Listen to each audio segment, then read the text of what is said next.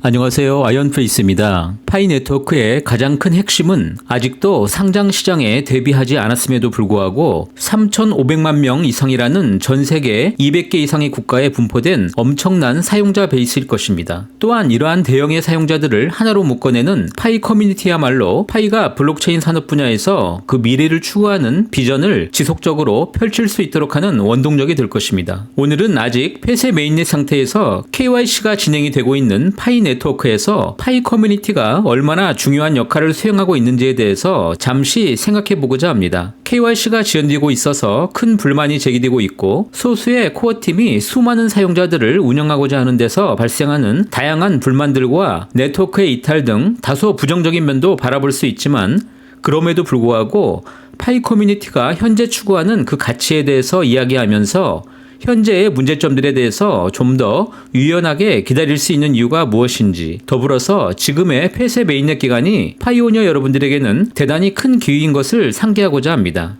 최근에 마이그레이션을 마친 파이가 현금 거래가 진행이 되면서 발생하는 문제점들도 동시에 살펴보고, 마지막으로 지난 6월경 발표되었던 니콜라스 박사 부부의 온라인 인터뷰 내용 중 현재 시점에서 파이오니어 여러분들과 공유하면 좋을 만한 내용, 창업자 니콜라스 박사가 생각하는 파이 네트워크의 가까운 미래에 대해서 말씀드리면서 마무리하도록 하겠습니다.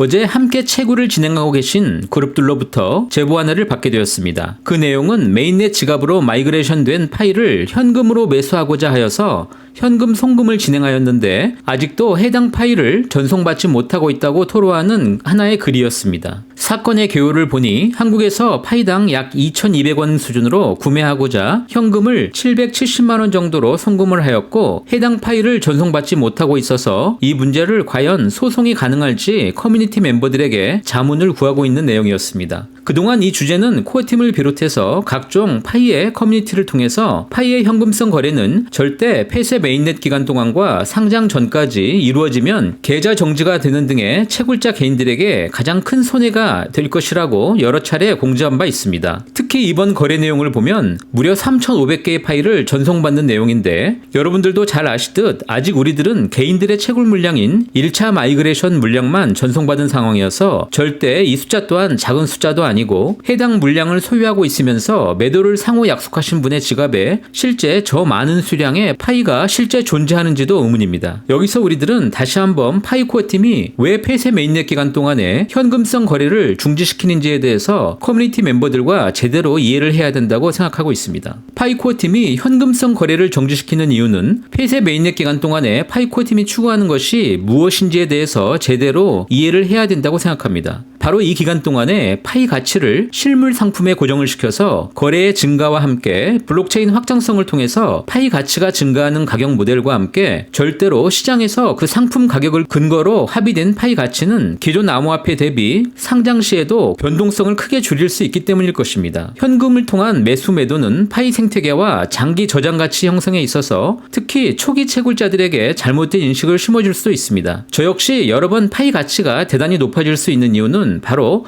파이 커뮤니티의 엄청난 숫자의 멤버들이 파이를 장기 가치로 전환하는 것을 먼저 이해하는 것이 가장 중요하다고 말씀드린 바 있습니다. 또한 현재 우리들은 파이의 미래의 적정 가격을 평가하기가 매우 어려운 상황입니다. 현재 어떤 방식으로든 구두나 서면으로 이루어지는 파이오니어 간의 매수 매도는 모두 매도자가 손실을 볼 확률이 매우 크다고 말씀드릴 수가 있습니다. 80% 가까운 락업 상황을 고려하면 초기 유통 물량이 높지 않을 것이고 무엇보다 거대한 사용자 기반 대비 상당히 그 희소성을 발휘할 가능성이 크기 때문입니다. 마지막으로 사기 사건의 당사자들 모두 주소 오픈이 두려운 상황일 것입니다. 거래 주소가 오픈될 경우에 당사자들 모두 거래 정지가 가능하니 쉽게 이런 사기 사건을 드러내놓고 처리할 수도 없게 된다는 것을 의미하고 구제받기가 매우 힘든 상황으로 전개될 가능성이 높다고 말씀드립니다. 가족처럼 가까운 사이가 아니라면 미래의 거래를 진행한다는 것 역시 매우 위험한 일이 될 것입니다.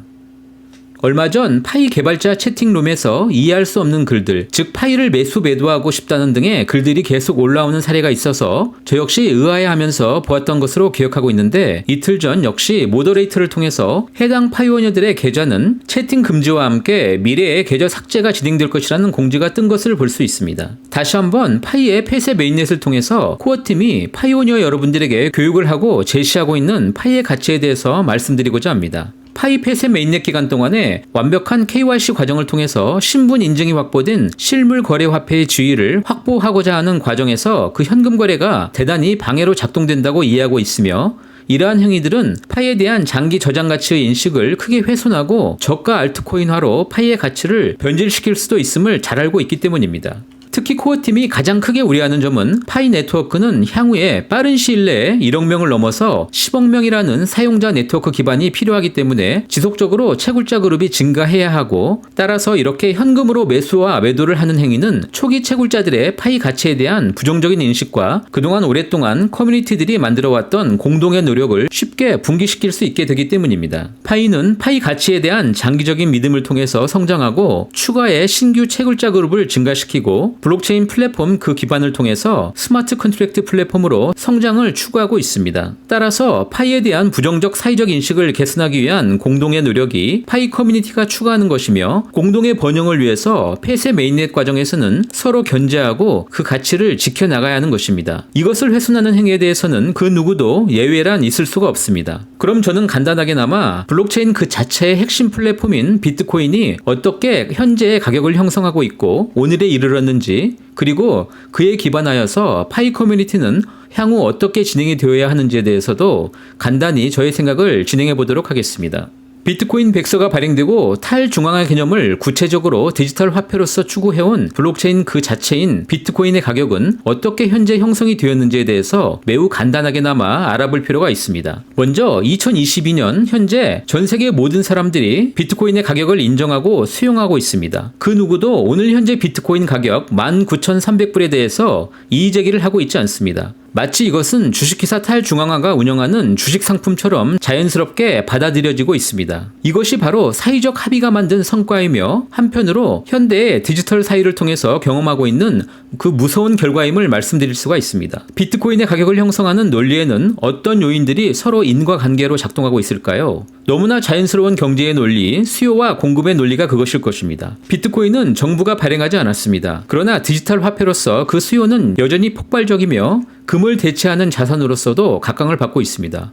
바로 그 희소성에 따른 상품에 대한 사회적 합의의 결과인 것입니다. 물론 비트코인이 초기에 채굴이 되고 시장에 나왔을 때는 그 작동 가치를 이해하는 커뮤니티가 존재하지 않았기 때문에 전혀 가치를 인정받을 수 없었고, 그 가치를 인정받고자 만든 묘안이 바로 채굴에 투입된 매물 비용, 즉 전기 비용을 통해서 그 간접 가치인 원가를 인정받고자 하는 작업 증명 POW가 핵심으로 떠오르기도 하였습니다. 비트코인의 상장이 진행이 된 이후에 시장에서는 블록체인 기술을 표방한 많은 알트코인들과 플랫폼 기업들이 증가하면서 이내 그들은 거래소에서 등장한 경쟁 플랫폼의 수에 비례하여서 일종의 경쟁 시장이 형성되었을 것입니다. 여기에 더하여 정부와 기관들의 각종 규제와 법규를 통해서 그 가격 형성의 등락을 반복하는 과정을 쌓게 되었고, 그 기반으로 세상 사람들이 그 존재 가치를 알도록 하는 미디어를 통해서 표출되는 뉴스와 그를 통한 사회적 관심도, 그리고 이후에 각종 커뮤니티들이 생성이 되면서 PR이 진행되고 오늘날의 가치 곡선이 형성이 되었다고 말씀드릴 수가 있습니다.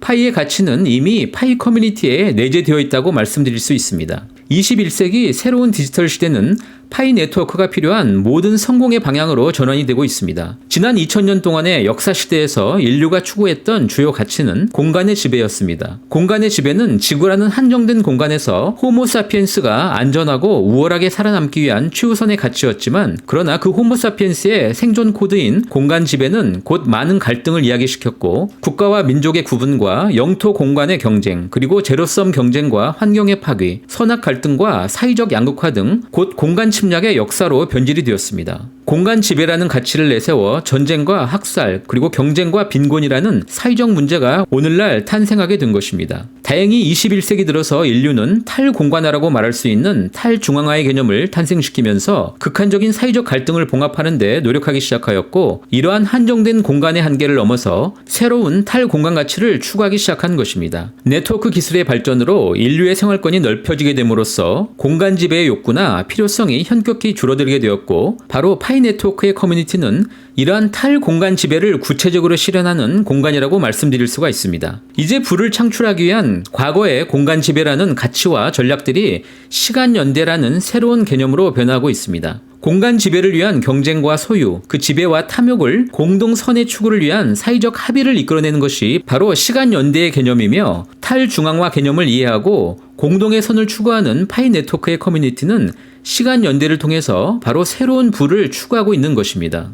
파이의 합의 가치는 이미 파이 커뮤니티 안에 내재가 되었다고 말씀드렸습니다. 그리고 시간 연대를 통해서 이미 파이의 가치는 합의되고 형성이 되었습니다. 돈의 속성인 임의의 저장 가치를 넘어서는 커뮤니티의 합의 교환 가치를 만들고, 그 내부에는 시간과 지식, 긍정적인 감정, 그리고 교환의 경험을 쌓게 됩니다. 파이 가격의 놀라운 가치는 이미 그 가격이 0보다 높은 1원 이상으로 책정되고 있는 점이며, 현재의 가격은 절대로 옳고 그름의 대상이 아니고 파이 커뮤니티가 원하는 만큼 그 가치가 향상이 될 수 있음을 반드시 하나의 목소리로 동의할 수 있어야 합니다.